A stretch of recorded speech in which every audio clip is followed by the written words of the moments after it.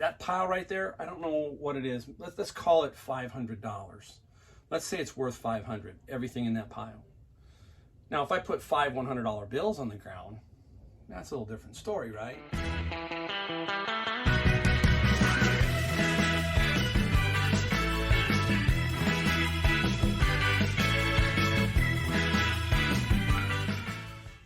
Hey everybody, it's Mike the Golden State Picker. It's Sunday. You know what that means? That means we got a song coming up. Yes, we do. Somewhere in here is going to be the song of Sunday. It's got a good title for Sunday. Stick around and watch that, all right? All right, everybody. Hey, thank you to everybody. All you new subscribers, thanks a lot for joining in. Hopefully you're going to learn a little bit from me. You're going to realize that I do it a little bit differently. Not a lot of out in the field garage sale videos, that kind of thing. Down the road, I might have some more of those. Still got to learn how to use the GoPro. Got to remember, I'm a little bit tech challenged on that. I can do about everything else. Putting that little GoPro right about here.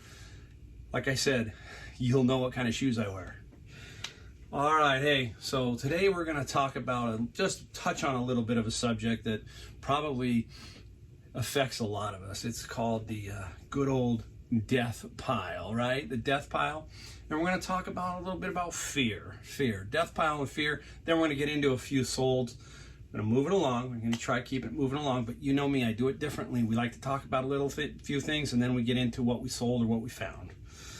All right, so death pile. What is the death pile? That's something that I think everybody has. And I'm going to take a second here, and I'm going to show you my death pile. I tell you I don't have one, but this will explain it a little bit. So watch this video, and then we'll cut back and we'll show you, okay? All right, that is what I consider my death pile. That is a one-day death pile. I had to put it outside here, only that I need to shoot this stuff. So the rocking box already been shot. That is going to be, I've already got 2 boxes already pre-boxed. The top 2 and a little white one over there, those will be boxed. So I'll be shipping 3 boxes when I do sell it.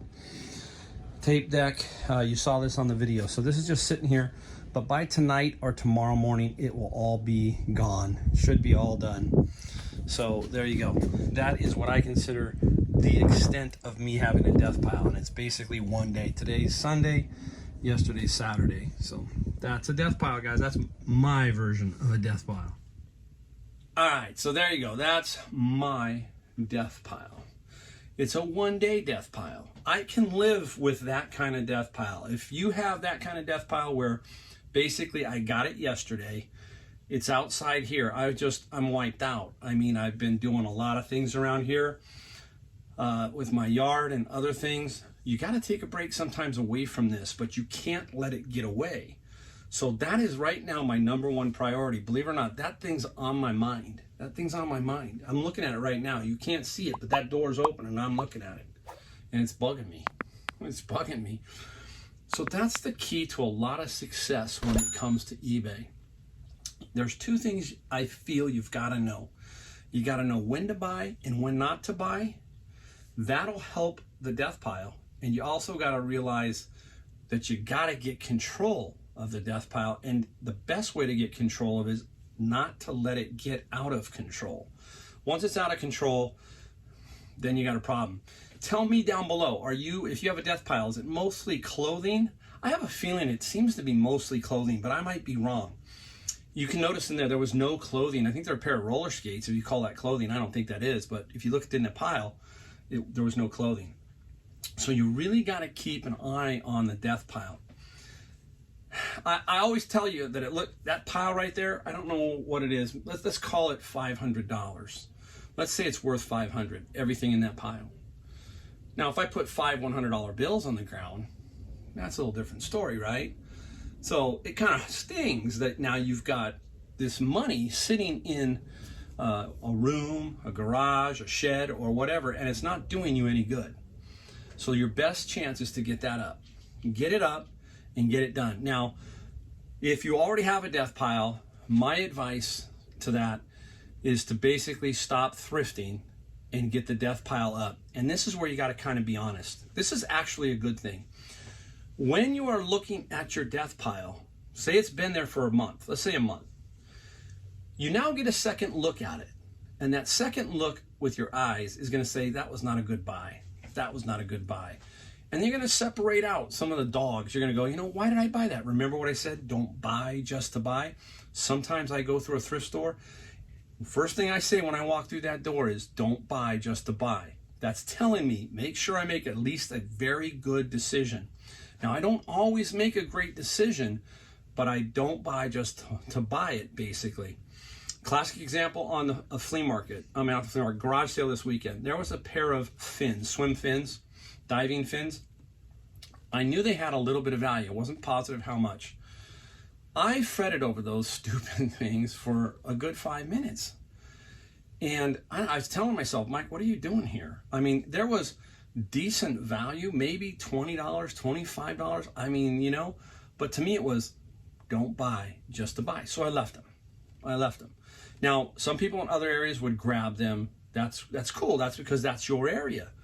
But you got to remember, I'm in a different area, so I'm looking right now. I'm very picky. I'm looking for, you know, a little bit better, not quality, but a little bit better item that I can grab hold of and sell. So that's my don't buy to buy thing. So do that. I mean, I'm telling you, it will free you of that. Once you free yourself of the death pile, you're off and running. Basically, by not having a death pile, and by Monday, when Monday kind of rolls around, I have reset my week and I'm free and clear of all of this. Shipping's out, death pile's done. This one here, I'm gonna have most of it done tonight. If not, I adjust my process. And we're gonna talk about that in a future video. So tomorrow, I'm gonna do books and I'm gonna hit savers only. I've already made that decision. So I've made that decision, and the rest of the day, I'm going to use to catch up to this if there's something left, just in general. So then I'll reset, and Tuesday I'll be ready to go. My mind will be free to basically buy whatever I want, do whatever I want in the context of don't buy just to buy. So I think the death pile holds so many people back, and you got to get a hold of that. And we'll talk more about that maybe in a future video when we put all this stuff together, kind of show you what's going on. All right. So we spent enough time on the death pile. Now, the next one is for all you guys who are new and you're fretting and you just don't know what to do. Basically, sometimes I think it's like a fear of the unknown. You just have this fear, you know, of failure, fear of just the unknown in general. I have it too. So don't get me wrong. I have it all the time. I remember when I first started my big business, and it took me so long to make that step, to take that step. And when you look back, if you were to go look at my reels of my 20 years past, and you saw what I did and how I did it, you'd probably laugh. You go, how did you do it? I mean, my wife asks me that sometimes. How did we do it? How did we put it together? We just learned on the fly. That's kind of how you do it. We took the step through the door of fear, and we let it fly. Here's a good quote. This is a really, really solid quote. I like to throw them out there every so often. I think they get overused a lot, but I think this is kind of fits what we need to talk about here. So here it is. Everything you want is on the other side of fear. Everything you want is on the other side of fear. See what I'm saying? What you want maybe is the freedom to be your own boss, the freedom to do whatever you want, all that kind of stuff, right? The freedom to take control of your life. That's what it is. Now, I have had many fears throughout my life. I've stepped through many doors. I've had many failures. I'm not immune to that. But for some reason, you know what? I just bounce back and I just do the next thing. So what happens is once you start doing one, you realize, hey, the fear's there, but it's not quite as strong, and you just kind of keep doing the same thing over. You say, hey, I've done this before. Let's go. We can do this, right? And I know I rah-rah and all that kind of stuff, but it's out there, okay? It's out there. You got to get rid of that fear a little bit. We'll talk about all that kind of stuff even more down the road, but I got kind of jabbering like I always do. So that's me. All right, up next, here we go. Let's fly right into the song. This is a good one. Today is Sunday, and the title is a good title for Sunday. The song is Salvation. Now I'm going to pause for a second, and people are going to think, okay, who sings that song? Who sings Salvation? Or what one is he talking about? I'll give you a couple seconds, you know. You're going to know him. big name artist. I always dig deep into the big name artist selection because they have some hidden gems that just didn't get played a lot. Here it is. Elton John, Salvation. Great song. And Dee Murray is the bass player. Now, I like this song just for the overall, this is like a headphone song to me, but also a driving song because, you know, we're building a playlist here, right? So Salvation by Elton John. Maybe if you've got headphones, put the headphones on. If not, you got to hear this with a good bass speaker. You're going to go, whoa, that is really cool. Dee Murray playing the bass on that song is awesome. It is just simply awesome. Great song. All right, so there you go. Song of the day. You know, I'm going to give you one at least every Sunday. So stick around just for that maybe, huh? All right, let's get into what sold. Let's take a peek at some of these things that sold. Just going to show you a few things. Nothing spectacular. I did sell a few big items. 2 amplifiers, but they're sitting on the shelf and they're way too big for me to lift up and show you here. I've got one on the ground here. That guy's a beast. So anyhow, let's start off right off the bat with Verbal Advantage. Now this one's sitting around a while. So this is a DEATHPILE potential killer. This was sitting around for months and months. It sold for $29.95 and $4.95 shipping. It should be able to ship medium mail, I believe, because it is some software kind of stuff. Now, I want to put something in context real quick about DEATHPILE and quantity of stuff that you have. Yes, I have 1,200 items in my garage. Everybody goes, how many items do you have? I have 1,200. And most of them are DVDs, CDs, albums, because they're small, okay? So I really maybe have, I want to say I really have maybe 700 because there's some clothing. I have 700 solid items that, you know, are out there. And it is a lot. That's a lot of misses if you think about it. 700 misses, that's a lot of misses. But you still have to have some inventory. This is a classic example. This finally sold. It got me $30. Now I could have tossed this at the garage sale and maybe made $5, but I held on to it thinking, I think there's some value here. Doesn't take up a whole lot of room. You really got to be careful. That's what I mean by getting too out of control and buy just to buy. You've got to make the best educated guess on buying. And that's all you can do. And if it's wrong, you make the adjustment at the 6-month period of each year. Twice a year you do a garage sale or you just clearance out. The most freeing thing is when you get rid of a dog. Let me tell you that. It sounds like it, but I'll sit here some days and I'm cleaning up and I'm going, that's going in the trash. Boom.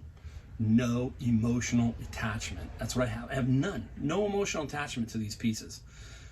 And my friend Brian has a great thing. Mike, he says, you know, when we buy $2, $3, $4 items, and if they don't sell or they have a problem, guess what we do? We either redonate them or toss them. It's $1, $2 cost of doing business. So keep that in mind, all right? This is kind of a cool one. It sat a little while, but not a whole lot of time, but I knew it probably was going to. It's the human skull, and it's Lindbergh. There it is. It's brand new. It's like a model of some sort. Sold for $41 and $14.75 for the shipping. It's kind of cool, kind of creepy, but kind of cool. Maybe this started sold for Halloween. Who knows, right? Halloween's coming up. Finally, yeah, maybe, you never know. All right, here we go. Now, this is remembering the 40s. Some records, 8 of them. They're like brand new. And this came out of my bin of books. And we've talked about that over and over. How this is ancillary stuff that goes to pay for the bin. And then the profit of the books go to are from Amazon. This guy right here sold for $21.95 and $6.95 shipping. It's going overseas, so I got to make sure I package this one pretty good. So they paid a pretty penny for this little album set, and they gotta make sure you package it really well. All right, let's go into another CD sold. My Genesis ones are doing really well. This is Genesis to Revelation. I like the way they titled that one, basically from the Bible, Genesis to Revelation. And this guy here got $42 on that little CD and free shipping. So you can see how really, really, really good that is, right? Great, great purchase. Here we go. This is a bolo. Be on the lookout for this. You might find this guy around occasionally. This is Radica I Am Me. It's an instant messaging little system here. And if you take a look at it, it's brand new in the package. Wait till you see what we got for this. You know what we got for this? We got $180 and $11.95 shipping. 180 bucks. So keep your eye out for this stuff right here. All right? Can't go. Okay, up next is, I'm gonna have to put this one up here to show you, but it's a lot of CDs, and it is a lot of CDs. 275. Basically, I got brave and I said, you know what? Let's put these in a lot and see what happens. And I put them in a big box, and the sucker weighed 70 pounds, and that's the max you can do for media. So I'm right on the mark. It's on the ground here. Obviously, I can't pick it up. But I'm so happy to get rid of it. It's $200 in free shipping. I'm not making any real great money off this, but here's the key to this. All these came out of the bin of CDs, so free. I just have to have a place to stock them and store them, and then every so often lot them up. Well, I was getting a little out of control, so I said I got to try and dump these, a lot of these. What I do is if I find Blu-rays, I keep those, and then I stack those. You get more money for the Blu-rays, but 275 DVDs, and what's good about this is it's going to California, San Diego. So I think I'm okay. I'm gonna really wrap more tape around that sucker, and I'm gonna see how a 70 pound package ships of media. They say it's up to 70 pounds, so we're gonna find out. All right, we're gonna leave you with one last one here, and this is darkroom equipment. Okay. This didn't sell for a lot, but I sold off a bunch of darkroom equipment throughout the past year. I was surprised this did stick around. These are, people do need this. This is called a safe light. So when you develop film, it's either a red or a yellow. It's called a Ratten filter. This is what this is. And it enables you to basically develop paper in black and white situations and color situations to develop them with some kind of light, because the paper's not sensitive to that wavelength. So you can look for these. Sometimes you want to buy them in a lot. The timers are good. If you see the digital Graylab, G-R-A-L-A-B timers, and you can pick those up for $2 to $5, those you can sell for some decent money. But enlargers and stuff like that, you're just going to be parting off on them, that kind of thing. So they're out there. Keep an eye out for them. It sold for not much. I'm going to tell you right now, $14 and $19.95 shipping. But here's the kicker. It's California shipping. So I'm probably going to make about $10 on the shipping. So that helped me. So there's $24 on this piece right here. Minus the fees should get me about $18, I guess, roughly in that ballpark. All right, there you go. Another video in the can for Sunday. Hope you liked the song. Hope you liked everything else. I always like to give you a little bit of wisdom. Again, thank you to every new subscriber and all you old subscribers who stuck around with me early on. Let's make it go. If you like it, hit the like button, hit the subscribe button. All right, thank you guys. We'll see you next time.